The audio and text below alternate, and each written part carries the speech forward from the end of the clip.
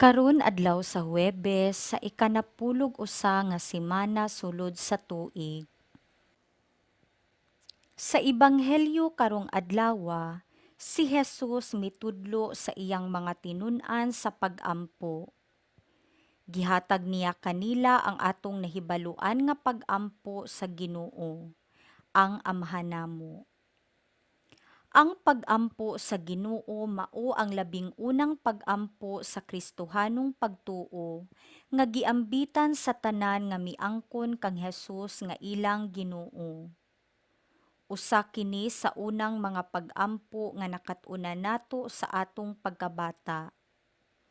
Kabahin kini sa matag misa ug sa pag-ampo sa buntag ug sa gabii.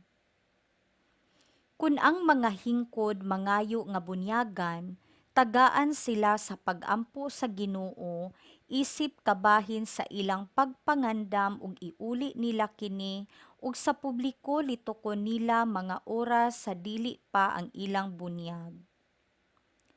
Unsa may nakalahi ni ining pag-ampua? Nagtandog kini sa mga mahinungdanon nga atong gituohan. Kita ang pinalanggang mga anak sa amahan nga labing balaan. Buot niya nga magpuyo kita uban kaniya hangtod sa hangtod didto sa langitnong gingharian.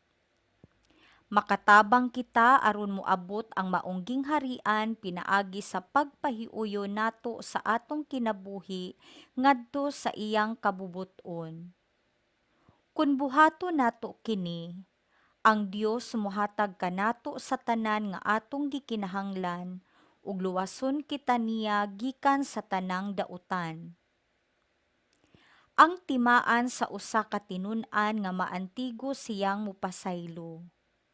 Sama nga gipasaylo kita sa atong mahigugmaong amahan, kita mopaambit ni anang kapasayloan ngadto kanila nga nakapasakit kanato.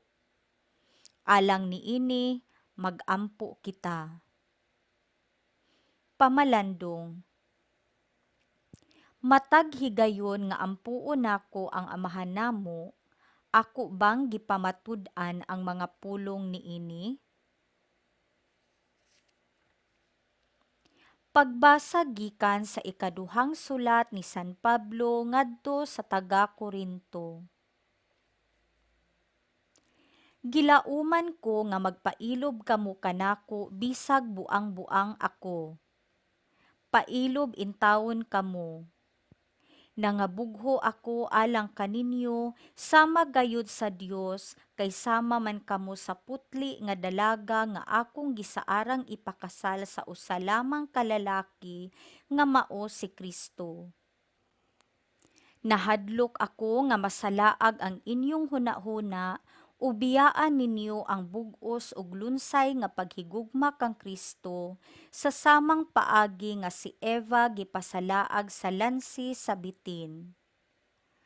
Kay gikalipay man ninyo ang pagdawat kang bisan kinsa nga muanha kaninyo nga magwalig laing Hesus nga dili maoy giwali namo, ug gidawat ninyo ang usa ka espiritu ug usa ka ebanghelyo nga lahi kaayo sa espiritu ug sa ebanghelyo nga inyong nadawat gikan kanamo.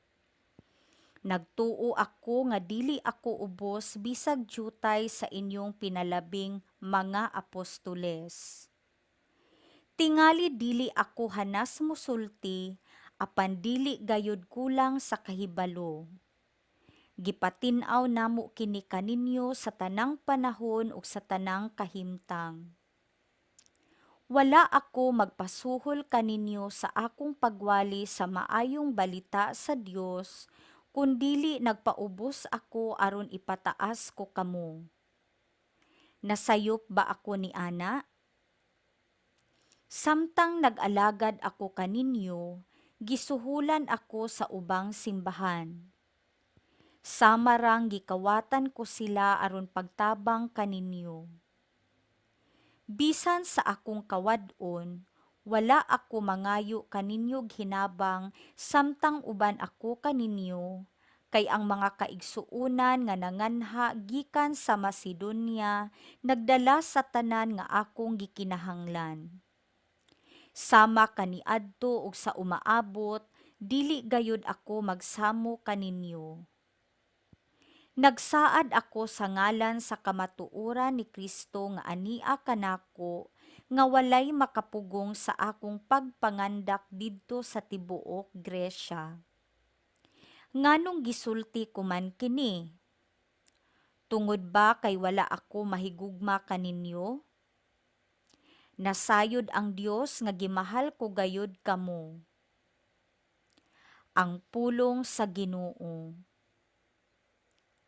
Salmo responsoryo. Ang Ginoo mahinumdom sa iyang kasabutan hangtod sa kahangturan.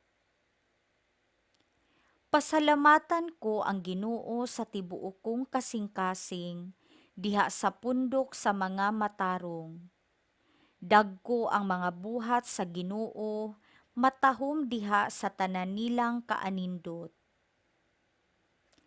Ang Ginoo mahinumdom sa iyang kasabutan hangtod sa kahangturan. Halangdon ug mahimayaon ang iyang buhat, ang iyang katarong nagalungtad sa kahangturan. Nabantugan siya tungod sa iyang katingalahang mga buhat, mahigugmaon ug maluluy-on ang Ginoo. Ang Ginoo mahinumdom sa iyang kasabutan hangtod sa kahangturan. Ang mga buhat sa iyang mga kamot matinud-anon ug matarong. Dili kaduha-duhaan ang tanan niyang mga sugo, kasaligan hangtod sa kahangturan. Gibuhat diha sa kamatuoran ug kaangayan. Ang Ginoo mahinumdom sa iyang kasabutan hangtod sa kahangturan. Pagbasa gikan sa Santos nga Ebanghelyo sumala ni San Mateo. Si Jesus miingon sa iyang mga tinun-an, sa inyong pag-ampo, ayaw daghana ang inyong mga pulong ingon sa gibuhat sa mga pagano nga naghuna-huna nga dunggon sila tungod sa taas nilang pag-ampo. Ayaw panig-ingon kanila, kay ang inyong amahan na hibalo ng daan sa inyong gikinahanglan, bisan gani sa dili pa kamo mangayo kaniya. Ingna niini pag-ampo. Amahan namo nga naa sa langit, simbahon unta ang ngalan mo. Maghari ka unta kanamo, ug tumanon ang imong pagbuot dinhi sa yuta, ingon nga gituman kini didto sa langit. Ihatag kanamo ang kalan-on nga among gikinahanglan karong adlawa. Ug pasaylua kami sa among mga sala, ingon nga gipasaylo namo ang nakasala kanamo.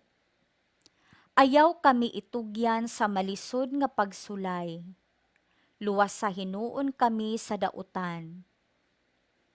Kay imo ang gingharian, ang gahom ug himaya hangtod sa kahangturan. Kay kun pasayloon ninyo ang nakasala kaninyo, pasayloon usab kamo sa inyong amahan nga atua sa langit. Apan kun dili ninyo sila pasayloon, dili usab kamo pasayloon sa inyong amahan nga atua sa langit. Ang Ebanghelyo sa Ginoo.